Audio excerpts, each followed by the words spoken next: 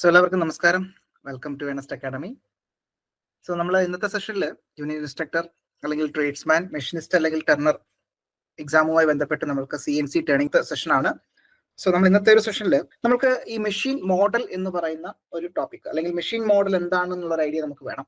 അപ്പോൾ ഇത്തരത്തിൽ നമുക്ക് എല്ലാ മെഷീൻസിനും അതിൻ്റെതായിട്ടുള്ള ഒരു മോഡൽ ജനറലി ഉണ്ടാവാറുണ്ട്. സാധാരണ നമ്മുടെ CNC മെഷീനുമായി ബന്ധപ്പെട്ട് മനസ്സിലാക്കുമ്പോൾ നമുക്കറിയാം അതിന്റെ മൂവ്മെന്റ്, അതായത് നമ്മളുടെ ഈ പറയുന്ന ഇപ്പൊ കാരേജിന്റെ ആയിക്കോട്ടെ അല്ലെങ്കിൽ ടൂൾ ഹെഡിന്റെ ആയിക്കോട്ടെ, അല്ലെന്നുണ്ടെങ്കിൽ നമ്മളുടെ സാഡിലിന്റെ മൂവ്മെന്റ് അല്ലെങ്കിൽ ടേബിളിന്റെ മൂവ്മെന്റ്, അങ്ങനെയുള്ള നിരവധി മൂവ്മെന്റുകൾ ഉണ്ടാവാറുണ്ട്. ഓക്കെ, അപ്പോൾ ഇതിനൊക്കെ ഓരോ ആക്സിസുകൾ ഉണ്ടാവാറുണ്ട് അല്ലെ. അപ്പൊ പ്രധാനപ്പെട്ട ഒരു കോൺസെപ്റ്റ് തന്നെയാണ് അതിന്റെ ആക്സിസ് എന്ന് പറയുന്നത്. അപ്പോൾ അത്തരത്തിൽ എത്ര ആക്സിസുകൾ ഉണ്ട്, ആക്സിസിന്റെ മൂവ്മെന്റ് എങ്ങനെയൊക്കെയാണെന്നുള്ളത് വളരെ ഇമ്പോർട്ടന്റ് ആണ്. നമുക്ക് ഈ പറയുന്ന പ്രോഗ്രാംസ് ഒക്കെ എഴുതുമ്പോഴും അല്ലെങ്കിൽ ആ ഒരു മെഷീനിങ് പ്രോസസ് നമ്മൾ കൺസിഡർ ചെയ്യുമ്പോഴും നമ്മൾ ഇമ്പോർട്ടന്റ് ആണെന്നുള്ളത് നമുക്കറിയാം. അപ്പോൾ CNC machines are generally grouped under 2 axis and 3 axis or multi axis system. സാധാരണഗതിയിൽ ഇത്തരത്തിൽ നമ്മുടെ CNC മെഷീനെ 2 ആക്സിസ് അല്ലെങ്കിൽ മൾട്ടി ആക്സിസ് സിസ്റ്റം ആയിട്ടാണ് നമ്മൾ പ്രധാനമായിട്ടും ഗ്രൂപ്പ് ചെയ്തിട്ടുണ്ടാവുക. അപ്പം ഇത്തരത്തിൽ ഹൊറിസോണ്ടൽ ആയിട്ട് 2 ആക്സിസ്, പ്രധാനമായിട്ടും നമ്മൾ ടേണിങ്ങുമായി ബന്ധപ്പെട്ട് നമ്മൾ നോക്കുകയാണെന്നുണ്ടെങ്കിൽ 2 ആക്സിസ് മാത്രമേ. പ്രധാനമായിട്ടും നമുക്കറിയാം, ഒരു ഒബ്ജക്റ്റ് നമ്മൾ ഒരു സ്പേസിലിരിക്കുന്ന ഒബ്ജക്റ്റിനെ നമുക്ക് റെപ്രസെന്റ് ചെയ്യണമെന്നുണ്ടെങ്കിൽ സാധാരണഗതിയിൽ നമ്മൾ ഇത്തരത്തിലുള്ള കോർഡിനേറ്റ്സുകൾ വേണ്ടതായിരുന്നു അല്ലെ. ഇത്തരത്തിലുള്ള കോർഡിനേറ്റുകൾ നമ്മൾ സാധാരണ യൂസ് ചെയ്യാറുണ്ട്. അപ്പൊ അതിന് ഓരോ ആക്സിസുകൾ ഉണ്ടാവാറുണ്ട്. ഫോർ എക്സാമ്പിൾ XYZ എന്നുള്ള രീതിയിൽ 3 ആക്സിസുകളാണ് പ്രധാനമായിട്ടും നമ്മൾ പഠിച്ചിട്ടുണ്ടാവുക. അപ്പൊ ഇത്തരത്തിൽ ഹൊറിസോണ്ടൽ ആയിട്ട് അല്ലെങ്കിൽ ഹൊറിസോണ്ടൽ 2 ആക്സിസ് സിസ്റ്റം നമ്മൾ സാധാരണഗതിയിൽ ടേണിംഗ് ഒക്കെ ചെയ്യുന്ന സമയത്ത് നമുക്ക് ആകെ കൂടി നമുക്ക് 2 ആക്സിസ് മതിയായിരിക്കും. ഇത്തരത്തിൽ X ആക്സിസ് ഉണ്ടാവും. ഫോർ എക്സാമ്പിൾ പറയുകയാണെന്നുണ്ടെങ്കിൽ ഇത് നമ്മുടെ ചക്കായിട്ട് കൺസിഡർ ചെയ്യാം. സോ ഇത് നമ്മുടെ വർക്ക് ജോബ് ആയിട്ട് കൺസിഡർ ചെയ്യുകയാണെന്നുണ്ടെങ്കിൽ ഇത് നമ്മുടെ ടൂളായിട്ട് കൺസിഡർ ചെയ്യാം. Okay, fine. അപ്പോൾ ഈ പറയുന്ന രീതിയിൽ നമ്മളുടെ ആ ഒരു ജോബിന്റെ അല്ലെങ്കിൽ നമ്മുടെ വർക്ക് പീസിന്റെ ആക്സിസിന് നമ്മൾ Z ആക്സിസ് നമ്മൾ കൺസിഡർ ചെയ്യുന്നുണ്ടാകും. പിന്നീട് നമ്മുടെ ടൂൾ മൂവ്മെന്റ് നമുക്ക് X ആക്സിസിലായിരിക്കും നമ്മൾ റെപ്രസെന്റ് ചെയ്യുന്നുണ്ടാവുക.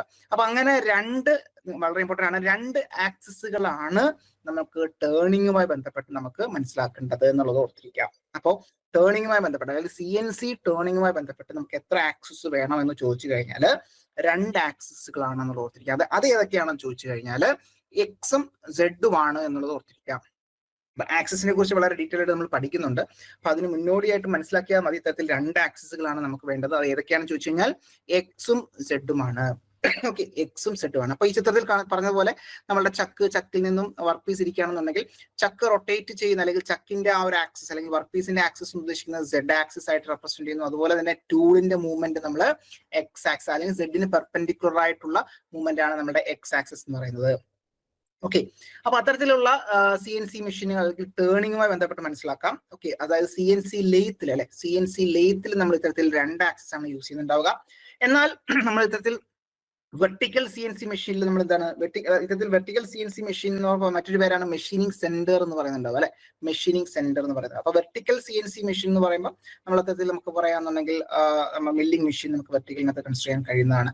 അപ്പൊ അത്തരത്തിലുള്ള 2 ആക്സിസുകൾ, ഇത്തരത്തിൽ ഹൊറിസോണ്ടൽ 2 ആക്സിസുകളാണ് പ്രധാനമായിട്ടും CNC ലെയ്ത്തുകൾക്ക് നമുക്ക് വേണ്ടതെന്നുള്ള മനസ്സിലാക്കാം. അതുപോലെ തന്നെ machine model also based on the spindle. അപ്പൊ മെഷീൻ മോഡൽ ഇത്തരത്തിൽ ആക്സിസിന്റെ അടിസ്ഥാനത്തിൽ നമുക്ക് CNC ലെയ്ത്ത് അല്ലെങ്കിൽ 2 ആക്സിസ് മൾട്ടി ആക്സിസ് ആയിട്ട് നമ്മൾ റെപ്രസെന്റ് ചെയ്യാറുണ്ട്. അതുപോലെ തന്നെ നമുക്ക് ഈ പറയുന്ന സ്പിൻഡിൽ ഡ്രൈവിന്റെ അടിസ്ഥാനത്തിൽ. അപ്പോൾ ആദ്യമായിട്ട് മനസ്സിലാക്കേണ്ടത് ഇത്തരത്തിൽ ആക്സിസിന്റെ അടിസ്ഥാനത്തിൽ നമ്മൾ പ്രധാനമായിട്ടും 2 ആക്സിസ് അല്ലെങ്കിൽ മൾട്ടി ആക്സിസ് സിസ്റ്റമായിട്ട് കൺസിഡർ ചെയ്യാറുണ്ട്. 2 ആക്സിസിനുള്ള ഒരു എക്സാമ്പിൾ ആണ് ടേണിംഗ് എന്ന് പറയുന്നത്. ഓക്കെ, അതുപോലെ തന്നെ മെഷീൻ മോഡൽ എന്തിന്റെ അടിസ്ഥാനത്തിൽ നമ്മൾ പറയാറുണ്ട്, നമ്മുടെ സ്പിൻഡിൽ ഡ്രൈവിന്റെ അടിസ്ഥാനത്തിൽ നമ്മൾ പറയാറുണ്ട്. ഓക്കെ, അപ്പോൾ ഫോർ എക്സാമ്പിൾ നമുക്ക് അവിടെ യൂസ് ചെയ്യുന്ന motor, for example separately excited ആയിട്ടുള്ള DC ഷണ്ട് മോട്ടറാണ് നമ്മൾ യൂസ് ചെയ്യുന്നതെങ്കിൽ നമ്മൾ അങ്ങനെ പറയാറുണ്ട്. അപ്പൊ അത്തരത്തിൽ ഡയറക്റ്റ് കറണ്ട് യൂസ് ചെയ്യുന്ന സെപ്പറേറ്റ്ലി എക്സൈറ്റഡ് ആയിട്ടുള്ള, നമുക്കറിയാം ഇത്തരത്തിൽ ആ ഒരു മോട്ടറുമായി ബന്ധപ്പെട്ട് അതിന്റെ കോയിൽസ് ഉണ്ടാവും. ആ സെപ്പറേറ്റ്ലി എക്സൈറ്റ് ചെയ്യുന്ന രീതിയിലാണ് അതിന്റെ ആ ഒരു ഫംഗ്ഷൻ എന്നുണ്ടെങ്കിൽ കൺസിഡർ ചെയ്യുന്നുണ്ടെങ്കിൽ അതാണ് സെൽഫ് എക്സൈറ്റഡും ഉണ്ട്, സെപ്പറേറ്റ്ലി എക്സൈറ്റഡും ഉണ്ട് അല്ലെ. DC മോട്ടറുമായി ബന്ധപ്പെട്ടുള്ള കാര്യങ്ങളാണ്. അപ്പൊ അങ്ങനെയുള്ള separately excited DC shunt motor use ചെയ്യണമെന്നുണ്ടെങ്കിൽ അതിന്റെ അടിസ്ഥാനത്തിൽ അല്ലെങ്കിൽ 3 ഫേസ് ആയിട്ടുള്ള 3 phase alternating current induction motor അല്ലെ. ഇൻഡക്ഷൻ മോട്ടർ എന്ന് പറയുമ്പോൾ നമുക്കറിയാം അത് AC മോട്ടറാണ്. ഓക്കെ, അങ്ങനെയുള്ള 3 ഫേസ് ഇൻഡക്ഷൻ അല്ലെങ്കിൽ 3 ഫേസ് AC ഇൻഡക്ഷൻ മോട്ടറിന്റെ അടിസ്ഥാനത്തിലാണെങ്കിൽ അങ്ങനെ, പിന്നീട് നമുക്ക് പറയുകയാണെന്നുണ്ടെങ്കിൽ CNC machine model also based on the feed drive അല്ലെ. ഫീഡ് ഡ്രൈവിന്റെ അടിസ്ഥാനത്തിൽ AC സെർവോ മോട്ടർ അല്ലെങ്കിൽ DC servo motor, brushless DC servo motor, stepper motor or liner motor, അങ്ങനെയുള്ള നമ്മുടെ മോട്ടോഴ്സിന്റെ അടിസ്ഥാനത്തിൽ അല്ലെങ്കിൽ ഫീഡ് ഡ്രൈവിന്റെ അടിസ്ഥാനത്തിൽ നമ്മൾ ഇത്തരത്തിൽ ഓരോ മോഡൽസ് പറയാറുണ്ട്. അപ്പൊ അത്രയേ ഉള്ളൂ ഈ മെഷീൻ മോഡൽ എന്ന് പറയുന്ന ആ ഒരു സിലബസിൽ നമ്മൾ എടുത്ത് പറയുന്ന ഒരു ടേമാണ് മെഷീൻ മോഡൽ എന്ന് പറയുന്നത്. അപ്പോൾ നമ്മളുടെ turner exam point of view അത് എടുത്തവരിങ്ങനെ പറയുന്നുണ്ട്. ടെർണറിനകത്ത് മെഷീൻ മോഡൽ എന്നുള്ള രീതിയിൽ നമ്മൾ പറയുന്നുണ്ട്. അപ്പൊ ഈ പറയുന്ന കൺട്രോൾ സിസ്റ്റം പഠിക്കുന്നതോടൊപ്പം തന്നെ മെഷീൻ മോഡലിലൂടെ പഠിച്ചു പോയാൽ മതി. കാര്യം നമ്മൾ നേരത്തെ കഴിഞ്ഞ ക്ലാസ്സിൽ കണ്ട ഓപ്പൺ ലൂപ്പ് അല്ലെങ്കിൽ ക്ലോസ്ഡ് ലൂപ്പ് സിസ്റ്റത്തോടൊപ്പം തന്നെ നമുക്ക് ഇത്തരത്തിൽ മെഷീൻ മോഡലുകൾ എന്താണെന്നുള്ളൊരു ഐഡിയ നമുക്ക് വേണം. അത്രയേ ഉള്ളൂ, പ്രത്യേകിച്ച് അതിനകത്തൊന്നുമില്ല. നമ്മൾ പറയുന്ന കാര്യങ്ങൾ തന്നെ അതിനകത്തുള്ളൂ, ഇനി അങ്ങോട്ട് പഠിക്കുന്ന കാര്യങ്ങൾ ഇതിനകത്ത് വരുന്നുള്ളൂ. അപ്പൊ ഇതാണ് പ്രധാനമായിട്ടും നമ്മൾ ഓർത്തിരിക്കേണ്ടത്. മെഷീൻ മോഡലുമായി ബന്ധപ്പെട്ട് എന്തിന്റെ അടിസ്ഥാനത്തിൽ അവിടെ ഗ്രൂപ്പ് ചെയ്യുന്നു എന്നുള്ളത് ഓർത്തിരുന്നാൽ മതി. Okay, fine. പിന്നീട് എന്റെ സ്പെസിഫിക്കേഷൻ, നോർമൽ കേസിൽ ഒരു CNC മെഷീന്റെ സ്പെസിഫിക്കേഷൻ വരുന്ന സമയത്ത് നമുക്കറിയാം നോർമലി ഇതൊന്നും അങ്ങനെ വളരെ ഇമ്പോർട്ടന്റ് അല്ലെങ്കിൽ നമ്മുടെ എക്സാം പോയിന്റ് ഓഫ് വ്യൂ ഒന്നും വളരെ എന്താണ് ക്വസ്റ്റ്യൻ വരാൻ സാധ്യത കുറവാണ്. ഒന്ന് ബേസിക് ആയിട്ടൊന്ന് അറിഞ്ഞാൽ മതി. ഇത്തരത്തിൽ ഓരോ എന്താണ് മെഷീൻ അനുസരിച്ച് അതിന്റെ സ്പെസിഫിക്കേഷൻസ് മാറുന്നുണ്ടാകും. പ്രധാനമായിട്ടും അതിന്റെ ആ മൂവ്മെന്റ് അല്ലെ, ഇത്തരത്തിൽ ട്രാവേഴ്സ് എത്രത്തോളം ഉണ്ട്, ഫോർ എക്സാമ്പിൾ XYZ എത്രത്തോളം മാക്സിമം മൂവ്മെന്റ് പോസിബിൾ ആണ്, അതുപോലെ തന്നെ പാലറ്റ് സൈസ് എത്രത്തോളം ലോഡ് എടുക്കാൻ സാധിക്കും, അതിന്റെ ഇൻഡെക്സിങ് പൊസിഷൻ എങ്ങനെയാണ്, ടൂൾ പാലറ്റ്സ്, അങ്ങനെയുള്ള കാര്യങ്ങൾ, അതിന്റെ പാലറ്റ് സൈസ് എങ്ങനെയാണ് നമ്മൾ ഡിഫൈൻ ചെയ്യാറുണ്ട്. പിന്നീട് നേരത്തെ പറഞ്ഞ പോലെ സ്പിൻഡിൽ ഇത്തരത്തിൽ ഏത് ടൈപ്പ് മോട്ടറാണ് നമ്മൾ യൂസ് ചെയ്യുന്നത്, ഏത് ബെയറിംഗ് ആണ് അവിടെ യൂസ് ചെയ്യുന്നത്, അത്തരത്തിൽ സ്പിൻഡിലിന്റെ ടേപ്പർ എത്രയാണ്, അങ്ങനെയൊക്കെ ഉള്ള കാര്യങ്ങൾ നമ്മൾ അവിടെ സ്പെസിഫൈ ചെയ്യാറുണ്ട്. അപ്പോൾ ട്രാവേഴ്സ് എത്രത്തോളം മൂവ്മെന്റ് എങ്ങനെയാണ്, പാലറ്റ് സൈസ് എത്ര മെയിൻറ്റെയിൻ ചെയ്യുന്നു അല്ലെങ്കിൽ സ്പെസിഫൈ ചെയ്യുന്നു, സ്പിൻഡിലിന്റെ ആ ഒരു കാര്യങ്ങൾ, അതായത് സ്പിൻഡിൽ മോട്ടർ എത്ര യൂസ് ചെയ്യുന്നു, ഏത് മോട്ടറാണ് യൂസ് ചെയ്യുന്നത്, അല്ലെങ്കിൽ അവിടെ യൂസ് ചെയ്യുന്ന ബെയറിങ്സ് ഏത് ടൈപ്പ് ബെയറിംഗ് ആണ് നമ്മൾ യൂസ് ചെയ്യുന്നുണ്ടാവുക, അല്ലെങ്കിൽ അതിന്റെ മാക്സിമം ഡയമീറ്റർ എത്രയാണ്. പിന്നീട് നമ്മളുടെ സ്പിൻഡിലിന്റെ സ്പീഡ് റേഞ്ച് അല്ലെ, നമ്മൾ യൂസ് ചെയ്യുന്ന മോട്ടർ അല്ലെങ്കിൽ കറസ്പോണ്ടിങ് സ്പീഡ് റേഞ്ച് നമ്മളവിടെ റെപ്രസെന്റ് ചെയ്യാറുണ്ടാകും. ഇതിനകത്തൊന്നും പ്രത്യേകിച്ചൊന്നും കാണാൻ പഠിക്കേണ്ട കാര്യമൊന്നുമില്ല. ഇത് ജസ്റ്റ് സ്പെസിഫൈ ചെയ്യുന്നത് എങ്ങനെയാണെന്ന് മാത്രം ഓർക്കുക. അതായത് ഓരോ മെഷീൻ മോഡൽ ആയിക്കോട്ടെ അല്ലെങ്കിൽ ഓരോ മെഷീൻസ് ആയിക്കോട്ടെ, നമ്മൾ എങ്ങനെ സ്പെസിഫൈ ചെയ്യുന്നു എന്നുള്ളത്, അല്ലെങ്കിൽ ടെക്നിക്കൽ ആയിട്ടുള്ള സ്പെസിഫിക്കേഷൻ എങ്ങനെയാണ് പറയാറ് അല്ലെങ്കിൽ എന്തൊക്കെ കാര്യങ്ങളാണ് ശ്രദ്ധിക്കാറ് എന്നുള്ളത് ഓർത്താൽ മതി. പിന്നെ ഫീഡ്, നമ്മൾ എത്രത്തോളം ഫീഡ് കൊടുക്കാൻ സാധിക്കും, എത്രത്തോളം മീറ്റേഴ്സ് പെർ മിനിറ്റിൽ നമുക്ക് മാക്സിമം കൊടുക്കാൻ സാധിക്കും. ദെൻ ഫീഡ് മോട്ടറിന്റെ കറസ്പോണ്ടിങ് ആ മോട്ടറിന്റെ സ്പെസിഫിക്കേഷൻ, എത്രത്തോളം ടോർക്ക് മെയിൻറ്റെയിൻ ചെയ്യാൻ കഴിയും. ഓക്കെ, അങ്ങനെയുള്ള കാര്യങ്ങൾ. പിന്നീട് ത്രസ്റ്റ് കപ്പാസിറ്റി എത്രയാണ്, ലോഡ് കപ്പാസിറ്റി എത്ര വരുന്നുണ്ടാകും, കിലോഗ്രാം ഫോഴ്സിൽ കൊടുത്തിട്ടുണ്ട്. ദെൻ അവിടെ യൂസ് ചെയ്യുന്ന ബോൾ സ്ക്രൂസ് യൂസ് ചെയ്യുന്നുണ്ട് അല്ലെ, ഇത്തരത്തിൽ ബോൾ സ്ക്രൂസ് യൂസ് ചെയ്യുന്നുണ്ടാകും. അപ്പൊ സ്ക്രൂവുമായി ബന്ധപ്പെട്ട് അതിന്റെ പിച്ച്, അതിന്റെ ഡയ എത്രയാണ്. ദെൻ ATC അല്ലെ, ATC എന്ന് പറയാറുണ്ട്. ATC that is automatic tool changer ആണ് അല്ലെ, ഓട്ടോമാറ്റിക് ടൂൾ ചേഞ്ചറിനെ നമ്മൾ ATC എന്ന് പറയുന്നുണ്ടാവുക. അപ്പൊ അത് ഫുൾ ഫോം എന്ന് ഓർത്തിരുന്നാൽ മതി. ATC എന്ന് പറഞ്ഞാൽ ഓട്ടോമാറ്റിക് ടൂൾ ചേഞ്ചർ എന്ന് പറയാറുണ്ട്. ദെൻ അതിനകത്ത് നമ്പർ ഓഫ് ടൂൾസ് എത്രത്തോളം നമുക്ക് അറ്റാച്ച് ചെയ്യാൻ സാധിക്കും, മാക്സിമം ടൂൾ ഡയമീറ്റർ എത്രയാണ്, ടൂളിന്റെ വെയിറ്റ് എത്രയാണ്, ടൂളിന്റെ ലെങ്ത് എത്രത്തോളം പറ്റും, ടൂൾ ചേഞ്ചിങ് സമയം എത്രയാണ്, അങ്ങനെയൊക്കെയുള്ള കാര്യങ്ങൾ അവിടെ നമുക്ക് സ്പെസിഫൈ ചെയ്യേണ്ടതായിട്ടുണ്ട്. ഓക്കെ, ദെൻ ഇത്തരത്തിലുള്ള ട്വിൻ പാലറ്റ് ചേഞ്ചേഴ്സ് ഉണ്ടാവും. That is number of pockets, pallet changing, ഇത്തരത്തിൽ നമുക്ക് എന്താണ് അത് ഒരു ചേഞ്ച് ചെയ്ത് യൂസ് ചെയ്യാൻ സാധിക്കും അല്ലെ. അപ്പൊ അത്തരത്തിലുള്ള ട്വിൻ പാലറ്റ് ചേഞ്ചേഴ്സ് ഉണ്ടാവും. ഇത്തരത്തിൽ ടൂളുകൾ അല്ലെങ്കിൽ വർക്ക് പീസ് ഒക്കെ നമുക്ക് പാലറ്റേഴ്സ് യൂസ് ചെയ്യാറുണ്ടാവും. ഇത്തരത്തിൽ നമ്പർ ഓഫ് പോക്കറ്റ്സ്, എത്രത്തോളം പോക്കറ്റുകൾ അതിനകത്ത് ഉണ്ടാകും, കറസ്പോണ്ടിങ് നമ്പേഴ്സ് ഓഫ് ടൂൾസ് നമുക്ക് അതിനകത്ത് ഹോൾഡ് ചെയ്യാൻ സാധിക്കും അല്ലെങ്കിൽ വർക്ക് പീസ് ഹോൾഡ് ചെയ്യാൻ സാധിക്കും. ദെൻ അതുപോലെ തന്നെ എത്രത്തോളം സമയമെടുക്കും അത് ചേഞ്ച് ചെയ്യാൻ വേണ്ടിയിട്ട്. പിന്നീട് ഹൈഡ്രോളിക്, അതായത് ന്യൂമാറ്റിക് ഉണ്ട്, ഹൈഡ്രോളിക് ഉണ്ട്. ഹൈഡ്രോളിക് ആണെന്നുണ്ടെങ്കിൽ corresponding motor power, corresponding fluid capacity, that is tank capacity എത്ര ഉണ്ടാകും, അങ്ങനെയുള്ള കാര്യങ്ങൾ. ദെൻ മെഷീനിങ് കപ്പാസിറ്റി മറ്റൊരു ടേമാണ് അല്ലെങ്കിൽ സ്പെസിഫൈ ചെയ്യുന്നതാണ് മെഷീനിങ് കപ്പാസിറ്റി എന്ന് പറയുന്നത്. അപ്പൊ എത്രത്തോളമാണ് ആ ഒരു പർട്ടിക്കുലർ മെഷീന്റെ ഒരു മെഷീനിങ് കപ്പാസിറ്റി എന്ന് ഉദ്ദേശിക്കുന്നുണ്ടാവുക. സോ അത് ഇത്തരത്തിൽ മില്ലിംഗ് ആണെങ്കിൽ എങ്ങനെ, ഡ്രില്ലിംഗ് ആണെങ്കിൽ എങ്ങനെ നമ്മൾ സ്പെസിഫൈ ചെയ്യുന്നുണ്ടാകും. സ്റ്റാൻഡേർഡ് ആയിട്ട് സ്റ്റീലിന്റെ മെറ്റീരിയൽ വെച്ചിട്ടായിരിക്കും സ്റ്റാൻഡർഡൈസ് ചെയ്തിട്ടുണ്ടാവുക. പിന്നീട് മെഷീനിങ് കപ്പാസിറ്റി നമ്മൾ ഇൻ കിലോഗ്രാം പറയുന്നുണ്ടാകും. അതുപോലെ തന്നെ ഫ്ലോർ കപ്പാസിറ്റി, ഓക്കെ, മെഷീന്റെ കപ്പാസിറ്റി, അതുപോലെ തന്നെ ഫ്ലോർ കപ്പാസിറ്റി, എത്രത്തോളം ഫ്ലോർ സ്പേസ് അവിടെ യൂട്ടിലൈസ് ചെയ്യുന്നു എന്നുള്ളത്, കറസ്പോണ്ടിങ് ലെങ്ത്, വിഡ്ത്ത്, ഹൈറ്റ് എന്നുള്ള രീതിയിൽ നമ്മൾ റെപ്രസെന്റ് ചെയ്യാറുണ്ട്. ദെൻ എയർ റിക്വയർമെന്റ്, ന്യൂമാറ്റിക് ആണെന്നുണ്ടെങ്കിൽ അവിടെ നമുക്ക് എയർ കൊടുക്കേണ്ടതായിട്ടുണ്ട്, കംപ്രസ്ഡ് എയർ കൊടുക്കേണ്ടതായിട്ടുണ്ട്. അപ്പോൾ ലിറ്റേഴ്സ് പെർ മിനിറ്റ് എന്ന നിലയിൽ LPM അല്ലെങ്കിൽ അവിടെ റെപ്രസെന്റ് ചെയ്യുന്നുണ്ടാവും. Then corresponding electrical supply requirement എത്രയാണ്, 50 kW അവറാണ് നമ്മൾ കൊടുത്തിരിക്കുന്നത്. അപ്പൊ അങ്ങനെയുള്ള സ്പെസിഫിക്കേഷൻസ് നമ്മൾ സാധാരണഗതിയിൽ നമ്മളുടെ CNC മെഷീനുമായി ബന്ധപ്പെട്ട് സ്പെസിഫൈ ചെയ്യാറുണ്ട്. അതിപ്പോൾ ഇന്ന മോഡൽ ഏത് മോഡലായാലും നമ്മൾ ഇത്തരത്തിൽ റെപ്രസെന്റ് ചെയ്യാറുണ്ട്. മെഷീൻ മോഡലുമായി ബന്ധപ്പെട്ട് നമുക്ക് ടെക്നിക്കൽ സ്പെസിഫിക്കേഷൻ കൂടി ഒന്ന് ഓർത്തിരിക്കാം. ഓക്കെ, അപ്പൊ ഇങ്ങനെയുള്ള കാര്യങ്ങളാണ് അവിടെ ഈ പറയുന്ന ഇതിൽ technical specification of CNC machine എന്നുള്ളതിനകത്ത് നമുക്ക് മനസ്സിലാക്കേണ്ട കുറച്ച് ബേസിക് കാര്യങ്ങൾ. ഓക്കെ, അപ്പൊ ഇതാണ് മെഷീൻ മോഡലും അതുപോലെ തന്നെ technical specification of CNC machine കൊണ്ട് ഉദ്ദേശിക്കുന്നത്. അപ്പൊ നെക്സ്റ്റ് നമുക്ക് മനസ്സിലാക്കേണ്ടത് നമ്മൾ നേരത്തെ പറഞ്ഞതുപോലെ തന്നെ അല്ലെ, ഇത്തരത്തിൽ 2 ആക്സിസ് സിസ്റ്റം ഉണ്ട്, അതുപോലെ തന്നെ മൾട്ടി അല്ലെങ്കിൽ 3 അല്ലെങ്കിൽ 3-ന് മുകളിലേക്ക് മൾട്ടി ആക്സിസ് സിസ്റ്റം നമുക്ക് ഇത്തരത്തിൽ അവൈലബിൾ ആണ്. അപ്പോൾ വളരെ ബേസിക് ആയിട്ട് നമ്മൾ അതിന്റെ ആക്സിസ് നോമൻക്ലേച്ചറിലേക്ക് വരികയാണെന്നുണ്ടെങ്കിൽ സാധാരണഗതിയിൽ നമ്മൾ ഇത്തരത്തിൽ XYZ അല്ലെ, ഇത്തരത്തിൽ XYZ എന്നുള്ള രീതിയിൽ പ്രൈമറി ആയിട്ടുള്ള ആക്സിസുകളാണ് നമ്മൾ ഡിഫൈൻ ചെയ്തിട്ടുണ്ടാവുക. So the basic designation of the axis XYZ is decided by the right hand thumb rule and the main spindle axis. ഇത്തരത്തിൽ റൈറ്റ് ഹാൻഡ് തമ്പ് റൂൾ, ഇത്തരത്തിൽ ഒരു തമ്പ് റൂൾ നമ്മൾ യൂസ് ചെയ്യാറുണ്ട്. അപ്പൊ ഇവിടെ പ്രീവിയസ് ക്വസ്റ്റ്യൻ വന്നിട്ടുള്ളതാണ്. ഇത്തരത്തിൽ ഓരോ വിരലുകൾ ഇത്തരത്തിലൊരു തമ്പ് റൂൾ നമ്മൾ യൂസ് ചെയ്യാറുണ്ട്. അപ്പൊ അതിനകത്ത് നമ്മളുടെ എന്താണ് തമ്പ് ഇൻഡിക്കേറ്റ് ചെയ്യുന്നത് ഏത് ഡയറക്ഷൻ ആണെന്നുള്ള ചോദ്യം പ്രീവിയസ് ഇയർ വന്നിട്ടുണ്ട്. അപ്പോ ശ്രദ്ധിക്കുക, നമ്മൾ ഈ തരത്തിൽ നമ്മളുടെ ആ ഒരു കൈ വെക്കുകയാണെന്നുണ്ടെങ്കിൽ നമുക്ക് ആ ഒരു തമ്പ് റൂൾ നമുക്ക് ഈസി ആയിട്ട് മനസ്സിലാക്കാവുന്നേ ഉള്ളൂ. സോ X ആക്സിസ് ആണെന്നുണ്ടെങ്കിൽ കറസ്പോണ്ടിങ് നമ്മളുടെ ആ ഒരു തമ്പ് അല്ലെങ്കിൽ തള്ളവിരൽ എന്ന് പറയാറ്, തള്ളവിരലാണ് നമ്മളുടെ X ആക്സിസ് റെപ്രസെന്റ് ചെയ്യുന്നുണ്ടാവുക.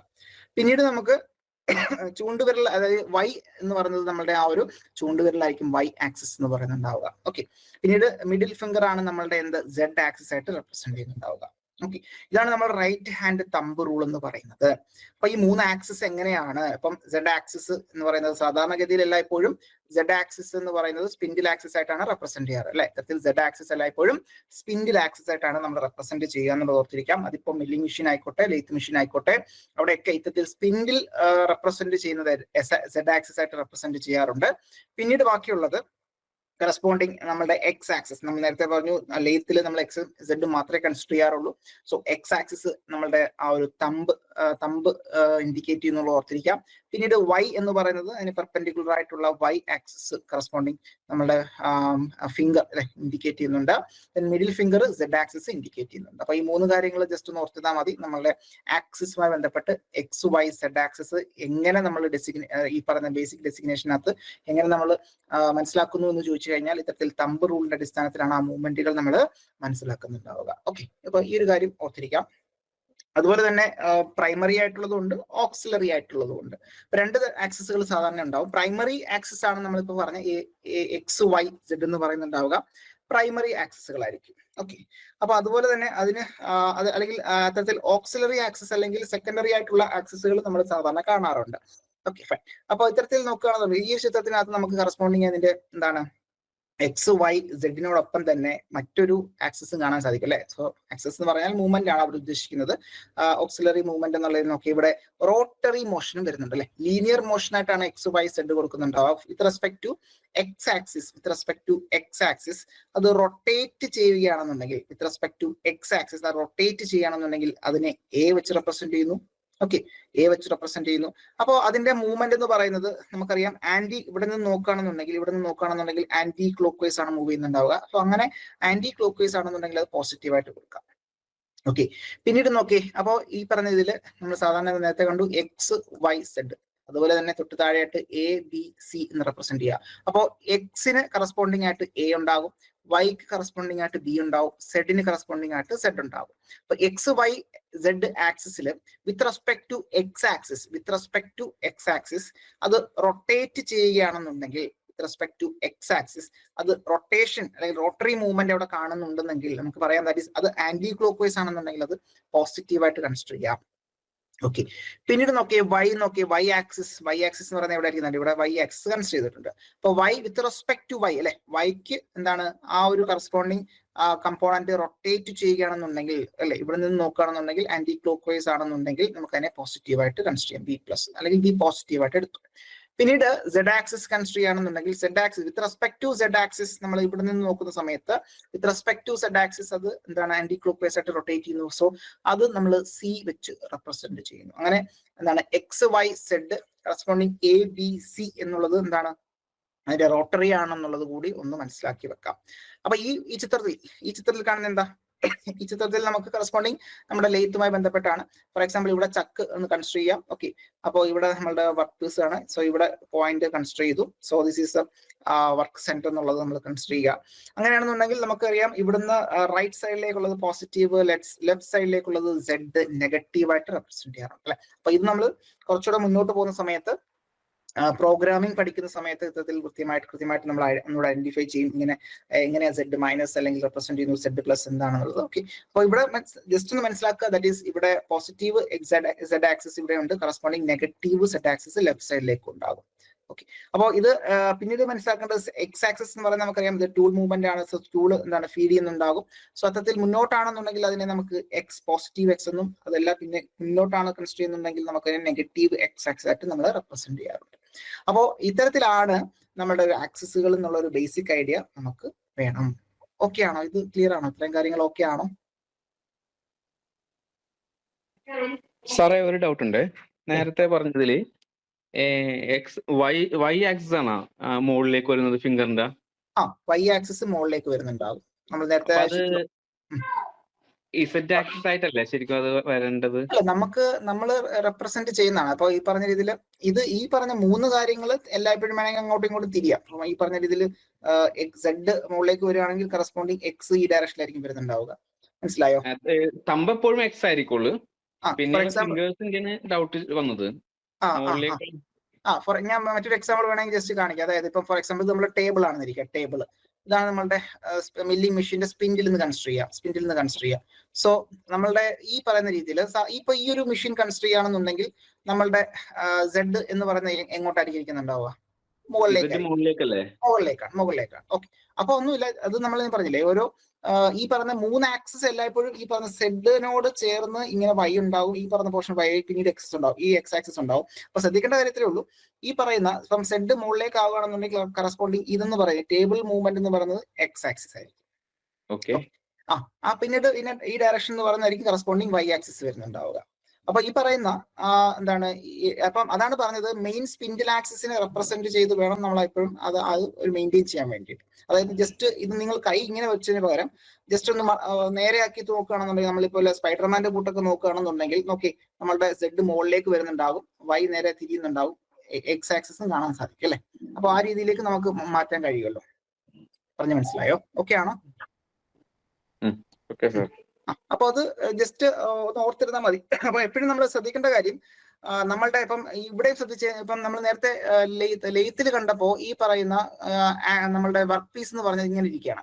അപ്പൊ ഈ വർക്ക് പീസ് എന്നുള്ളത് സെഡ് ആയിട്ട് കൺസിഡർ ചെയ്തു. അപ്പൊ വർക്ക് പീസ് എന്നുള്ളത് സെഡ് ആയിട്ട് കൺസിഡർ ചെയ്യുമ്പോൾ സ്വാഭാവികമായിട്ടും നമുക്കറിയാം ഇത് എന്ന് പറയുന്നത് എക്സ് ആക്സിസ് ആയിരിക്കും, പിന്നീട് മുകളിലേക്ക് പോകുന്നത് വൈ ആക്സിസ് ആയിരിക്കും. അപ്പോൾ ഇത് തന്നെയല്ലേ ശരിക്കും ഇങ്ങനെ ഈ ചിത്രത്തിൽ കാണുന്നത് ഇത് തന്നെയല്ലേ? അപ്പൊ അങ്ങനെ.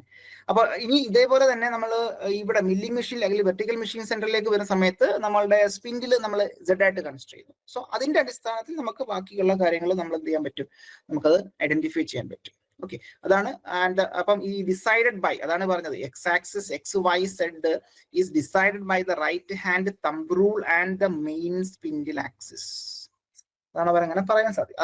അതുകൊണ്ടാണ് അവരങ്ങനെ അത് എടുത്തു പറയുന്നത്. മെയിൻ സ്പിൻഡിൽ ആക്സിസിന്റെ അടിസ്ഥാനത്തിലും അതുപോലെ തന്നെ റൈറ്റ് ഹാൻഡ് തമ്പ് റൂളുമാണ് നമ്മളുടെ ബേസിക് ഡെസിഗ്നേഷൻ ആയിട്ടുള്ള ആക്സിസുകൾ എക്സ് വൈ സെഡ് ഡിസൈഡ് ചെയ്യുന്നത്. ഓക്കെ ആണോ? ക്ലിയർ ആയോ? ഓക്കെ ആണോ? Okay sir.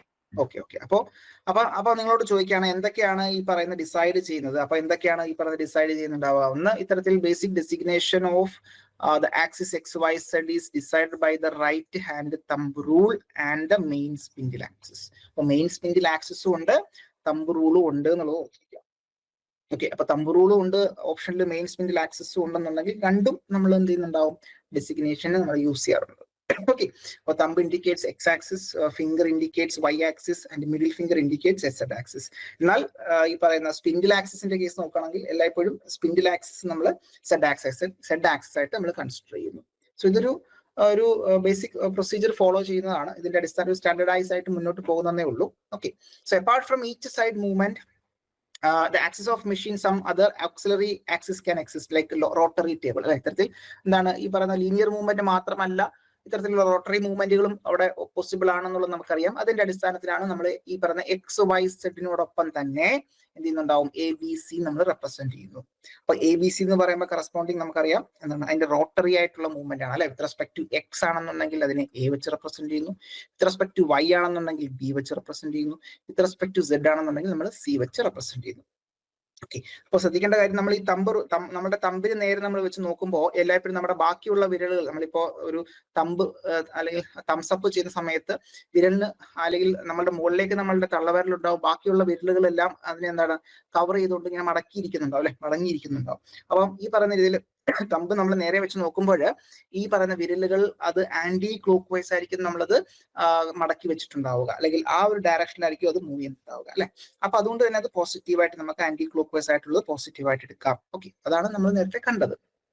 Okay fine. അപ്പൊ അത് ഒന്ന് ഓർത്തിരിക്കാം. പിന്നീട് നമുക്ക് ഓക്കെ ഫൈൻ. അപ്പൊ ഇത് ഈ പറഞ്ഞ രീതിയിൽ okay right hand coordinate system നമ്മൾ നേരത്തെ പറഞ്ഞതുപോലെ ഇത്തരത്തിൽ അല്ലെങ്കിൽ ഇത്തരത്തിൽ നമുക്കത് യൂട്ടിലൈസ് ചെയ്യാം എന്നുള്ളതേ ഉള്ളൂ. അതെങ്ങനെ വേണമെങ്കിൽ നമുക്കത് ഡിപ്പെൻഡ് ചെയ്ത് നമുക്കത് യൂസ് ചെയ്യാം. So all the NC machine tool make use of Cartesian coordinate system. അപ്പൊ കോർഡിനേറ്റ് സിസ്റ്റത്തിലേക്ക് വരുമ്പോൾ നമുക്ക് കാർട്ടീഷ്യനും ഉണ്ട്, പോളാർ കോർഡിനേറ്റ്സും ഉണ്ട്. അപ്പൊ അങ്ങനെ കോർഡിനേറ്റ് സിസ്റ്റം ഉണ്ട്. സിസ്റ്റത്തിലേക്ക് നമുക്ക് വരുമ്പോൾ അത് ഡീറ്റെയിൽ ആയിട്ട് നമുക്ക് പഠിക്കാം. അപ്പൊ നോർമൽ കേസിൽ എല്ലാ NC മെഷീനുകളും ഫോളോ ചെയ്യുന്നുണ്ടാവുക കാർട്ടീഷ്യൻ കോർഡിനേറ്റ് സിസ്റ്റം ആണ്. എന്തുകൊണ്ടാണെന്ന് വെച്ച് കഴിഞ്ഞാൽ കുറച്ചുകൂടെ സിമ്പിൾ ആണ്. ഓക്കെ, സിമ്പിൾ ആയതുകൊണ്ട് തന്നെ കാർട്ടീഷ്യൻ കോർഡിനേറ്റ് സിസ്റ്റം ആണ് പൊതുവെ എല്ലാ മെഷീൻസും അത് ഫോളോ ചെയ്യുന്നുണ്ടാവുക. അതുപോലെ തന്നെ guiding coordinate system followed for designation the axes in well known right hand coordinate system. ഇതിൽ ഈ പറയുന്ന ഗൈഡ് നമ്മുടെ നേരത്തെ പറഞ്ഞ പോലെ നമുക്ക് മനസ്സിലാകുന്നതിന് വേണ്ടിയിട്ട് നമ്മൾ റൈറ്റ് ഹാൻഡ് തമ്പ് റൂൾ അല്ലെങ്കിൽ അത്തരത്തിലുള്ള കോർഡിനേറ്റ് സിസ്റ്റം അത് നമ്മൾ ഫോളോ ചെയ്യുന്നു എന്നുള്ളത് കൂടി ഓർത്തിരിക്കാം. അപ്പോൾ റൈറ്റ് ഹാൻഡ് കോർഡിനേറ്റ് സിസ്റ്റം അല്ലെങ്കിൽ റൈറ്റ് ഹാൻഡ് തമ്പ് റൂൾ നമ്മൾ എന്തിനു യൂസ് ചെയ്യുന്നു, കറസ്പോണ്ടിങ് എക്സ് ആക്സിസ് എവിടെയാണ് അല്ലെങ്കിൽ ഏത് ഡയറക്ഷനിലാണ് നോക്കി ഇത്തരത്തിൽ നോക്കി എക്സ് ആക്സിസ് എന്ന് പറയുന്നത് നമ്മുടെ തമ്പുമായി ബന്ധപ്പെട്ട എക്സ് ആക്സിസ്, മിഡിൽ ഫിംഗർ എന്ന് പറയുന്നത് ഈ പറഞ്ഞത് മിഡിൽ ഫിംഗർ എന്ന് പറയുന്നത് സെഡ് ആക്സിസ്. ഓക്കെ, അതുപോലെ തന്നെ ഇൻ ബിറ്റ്വീനുള്ള ഫിംഗർ ഉണ്ടല്ലോ, സോ ഇടയിലുള്ള ഫിംഗർ, അപ്പൊ അത് നമുക്ക് ചൂണ്ടുവിരൽ എന്ന് പറയാറില്ലേ, അതിന് നമുക്ക് ഇത്തരത്തിൽ വൈ ആക്സിസ് ആയിട്ട് റെപ്രസെന്റ് ചെയ്യാൻ പറ്റും.